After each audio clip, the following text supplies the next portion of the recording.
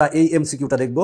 দেখো x² - 8 = 2√15 আছে, তাহলে 8টাকে যদি পক্ষান্তর করি তাহলে প্লাস হবে, তার মানে আমরা পাবো 8 + 2√15 আমরা ইকুয়াল টু পেলাম এটা। এবার স্কোয়ারটা পক্ষান্তর করলে রুট হবে, তার মানে √অফ অ্যান্সার ইকুয়াল টু এটা পেলাম হচ্ছে x এর মান 3.96 পেয়েছি।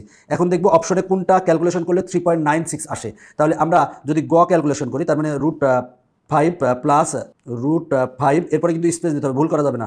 তারপরে √3 সমান আসে কত, দেখো এইটা আসে। এবার এইটাতে প্রেস করো, তাহলে 3.96 আসে, তার মানে গ অ্যান্সার। আমরা এই এমসিকিউটা যদি দেখি, দেখো x সমান দেওয়া আছে 2 প্লাস √5 ইকুয়াল দিব, এরপরে বের করতে বলছে x², তাহলে কি করবো অ্যান্সার এরপরে স্কোয়ার দিব, দিলে কত আসে 9 + 4√5, তার মানে খ অ্যান্সার। দেখো এইখানে যে কয়টা অঙ্ক আছে সবগুলা একই নিয়মে। লাস্ট এমসিকিউটা করাই দিই, সেটা হলো যে p = আছে কত, p = আছে 2 মাইনাস √3 দেওয়া আছে, 2 - √3 এই ইকুয়াল দিব। এবার p² বলা আছে, তার মানে অ্যান্সার স্কোয়ার দিব, দিলে কত আসে হচ্ছে 7 - 4√3, তার মানে ক অ্যান্সার।